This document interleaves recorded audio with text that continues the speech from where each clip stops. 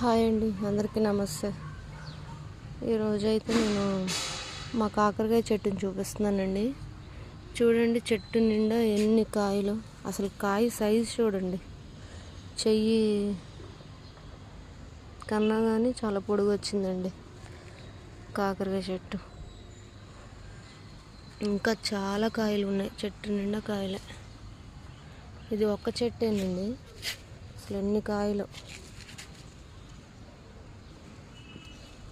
చూడండి, ఎన్ని కాయలు.